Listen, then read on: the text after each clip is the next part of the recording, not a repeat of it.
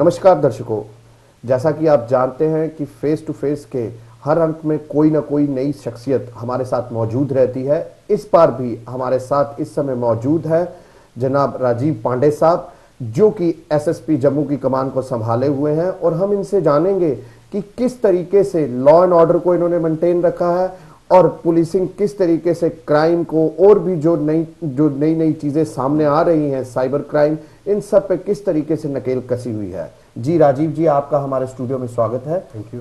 राजीव जी, सबसे पहले मैं ये जानना चाहता हूं आपसे कि आपका जम्मू डिस्ट्रिक्ट के लिए क्या विजन है, किस तरीके का आप देखना चाहते हैं। देखिए, सबसे पहले तो पुलिसिंग का ये हमारा नॉर्मल जो रूटीन होता है, that is prevention and detention of crime.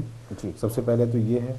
दूसरी बात ये है कि जो विजिबल क्राइम है, जैसे कि आपने 2 दिन पहले देखा नेशनल चैनल्स पर भी और कई जगहों पर हमारा ये इस तरीके की न्यूज़ आ रही थी कि कई ऐसे भोंदू बाबा हैं, कई ऐसे रोग एलिमेंट्स हैं जो सोसाइटी को थोड़ा सा फंसा करके उनको झांसे में ले करके और अलग अलग बातें करके जादूगरी की और ये वो, तो उस तरीके से उनको जो फंसाते हैं, तो उन सब चीज़ों से, उन मिनेज से मुक्ति दिलाने का मेरा सबसे पहला एम है।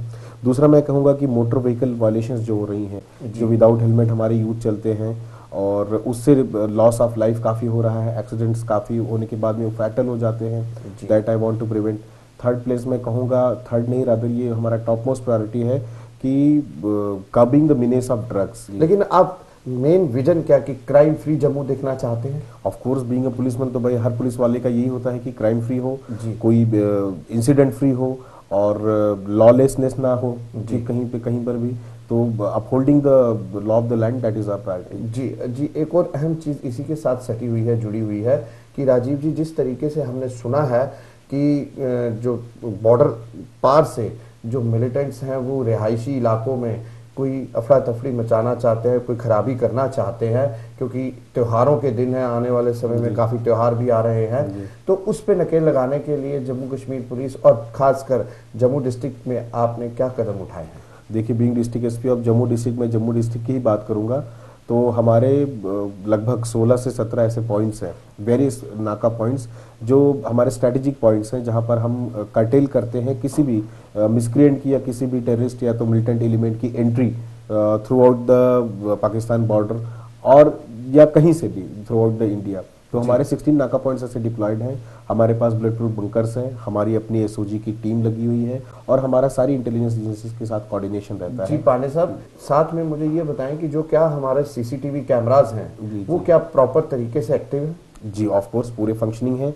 और स्ट्रेटेजिक पॉइंट्स जैसे हमने कहे नाकों के, तो इसके लिए भी हमने कई ऐसे स्ट्रेटेजिक पॉइंट्स चुने हुए हैं जो मैं यहाँ पे डिस्क्लोज नहीं कर सकता हूँ। लेकिन हाँ, ये बात जो क्रिमिनल या मिस्चीवियस एलिमेंट्स हैं वो ये ध्यान में रखें कि दे आर अंडर सर्विलांस। जी बिल्कुल सही।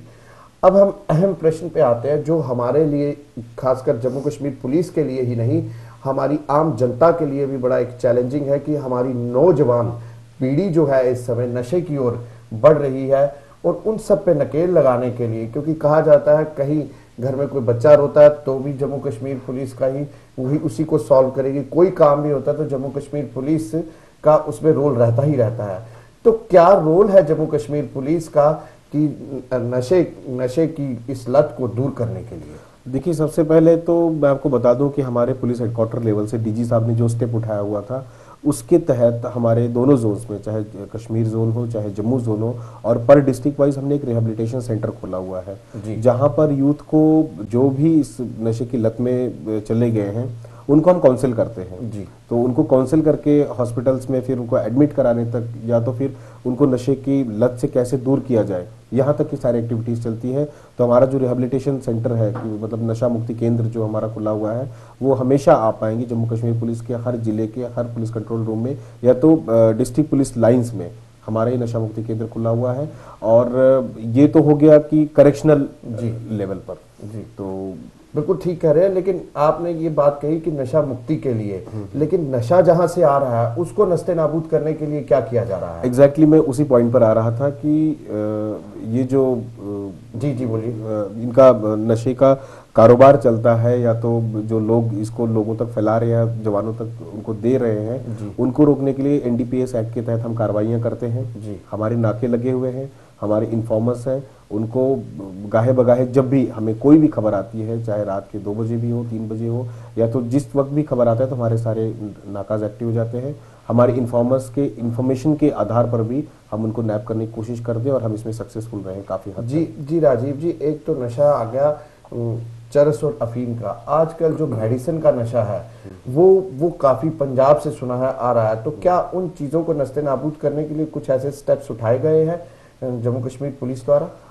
एग्जैक्टली अभी कुछ दिन पहले ही हमारी कॉन्फ्रेंस हुई थी, जॉइंट कॉन्फ्रेंस में आपकी जानकारी के लिए बता दूं और आपके चैनल जो लोग देख रहे हैं उनके लिए बता दूं कि हिमाचल पुलिस, जम्मू पुलिस और पंजाब पुलिस जो एडजॉइनिंग डिस्ट्रिक्ट है, तो ये आपने बहुत अच्छा सवाल उठाया कि पंजाब से या तो बाकी राज्यों से जो होने वाला ड्रग का ट्रैफिकिंग है उसको रोकने के लिए हम क्या कर रहे हैं। तो हमने एक जॉइंट कॉन्फ्रेंस की, जॉइंट मीटिंग की डिस्ट्रिक्ट एसपीज जो एडजॉइनिंग है इन राज्यों के जिलों से, तो उनसे हमारा एक कॉमन एक नोडल ऑफिसर बनाए गए हैं डीएसपी रैंक के या तो एडिशनल एसपी रैंक के, जो रियल टाइम पर इंफॉर्मेशन शेयर करते हैं। अगर कोई गाड़ी हमारी तरफ से स्किप होकर के पंजाब की तरफ जाती है या तो उनकी तरफ से हमारी तरफ आती है, तो इस आधार पर हमारा इंफॉर्मेशन का जो चैनल है वो उसका फ्लो, लाइजनिंग काफी बढ़ गई है, उसका फ्लो काफी बढ़ गया है, जिससे हमें इसमें सक्सेस मिल रहा है नैप करने में। जी बिल्कुल बिल्कुल ठीक कह रहे हैं आप कि इस समय जो है नशाखोरी की जो लत है उससे जो सर चेन स्नैचिंग के मामले भी कई सामने आते हैं, उस पर भी क्या रोक लगाई जा रही है? देखिए आपका बहुत अच्छा सवाल है। मैं तो मतलब ये हमारे लिए एक बहुत बड़ा मीनेज बना हुआ है, एक चैलेंज भी बना हुआ है जम्मू कश्मीर पुलिस के लिए, खास करके जम्मू डिस्ट्रिक्ट के लिए। और इसमें भी कभी इकट्ठे कमी आई हुई आपको नजर आती है, कभी कभी अचानक से इसमें रिवैम्प मतलब बढ़ जाता है, इस तरीके से आपको दिखेगा। तो बेसिकली इनका जो मॉडस ऑपरेंडी है वो देखते हैं कि पुलिस जिन जिन मौके पर उनको लगती है कि लॉ एंड ऑर्डर में बिजी है या तो डिप्लॉयमेंट में हमारी किसी एक सेंट्रलाइज पॉइंट पर डिप्लॉयमेंट हुई है, उन मौकों का ये फायदा उठाते हैं। तो मैं लोगों से भी अपील करूंगा कि वो खुद भी विजिलेंट रहें। वैसे हमने, आपने जो पूछा प्रिवेंशन मोड में कि हम क्या करते हैं, तो सीवीज में हमारे पुलिस वाले हर ऐसे फ्लैश पॉइंट्स पर जो हमने आइडेंटिफाई किए हैं कि जहां पर स्नैचिंग होती है, वहां पर हमने पुलिस वाले सीवीज में रखे हुए हैं। मैंने अब आपने ऑलरेडी पूछा था मुझसे कि कैमरास आर दे फंक्शनिंग, तो yes exactly they are functioning. हमारे सारे सीसीटीवी फुटेजेस हमें मिलते रहते हैं और ऐसे रोग एलिमेंट्स जो इन सब चीज़ों को अंजाम देते हैं वो सब भी हमें आइडेंटिफाइड है। तो मैक्सिमम लोगों को हम बिहाइंड द बार्स कर चुके हैं। जी पांडे साहब, ये तो रहा ड्रग्स के रिलेटेड का मुद्दा। एक बड़ा अहम मुद्दा है जो हमने सुना है कि डीजी साहब से भी सुना था, आपके आईजी साहब से भी सुना था कि मॉडल पुलिस स्टेशन बनाए जा रहे हैं। इन मॉडल पुलिस स्टेशंस को लोग जानना चाहेंगे कि उनको क्या सुविधा मुहैया होगी इन मॉडल पुलिस स्टेशंस में, पुलिस वालों के या लोगों के लिए? लोगों के लिए। देखिए सबसे पहले तो ये दोनों चीजें, इसमें पुलिस वालों का भी वेलफेयर मेजर है एज वेल एज पब्लिक का है। तो जैसे आप हमारा गांधीनगर पुलिस स्टेशन देखते हैं, ये जम्मू डिस्ट्रिक्ट का एक मॉडल पुलिस स्टेशन है। यहाँ पर आप जाते ही एक बदलाव ये देखेंगे कि approach to the people, behaviour of the policeman, और जो लोगों को लगता है कि थाने में जाते एक डर का माहौल, एक अंधेरा सा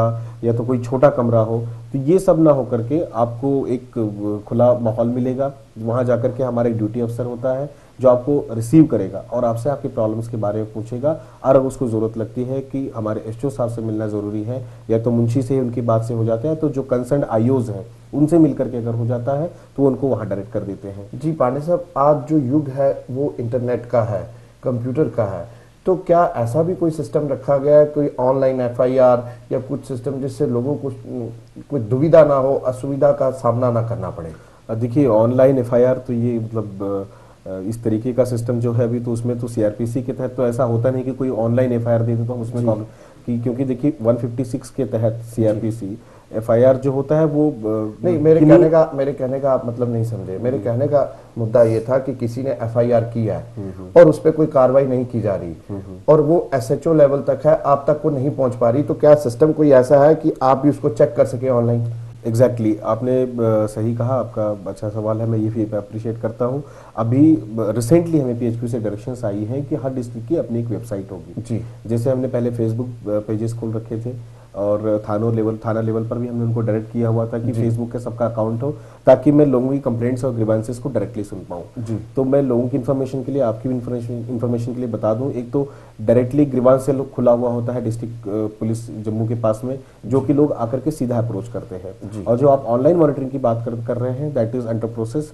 एक जल्द ही एक वेबसाइट खुल रही है हमारी कि एक पर्टिकुलर डिस्ट्रिक्ट की जम्मू एंड कश्मीर पुलिस में, जिससे लोग उसमें जुड़ भी सकते हैं और हमें अपडेट भी कर सकते हैं कि किस क्राइम का क्या स्टेटस है, और उससे कैसे वो जल्दी उसको एक्सपीडाइट कराना जी बिल्कुल, जी बिल्कुल, उस पर क्या कार्रवाई की जा रही है।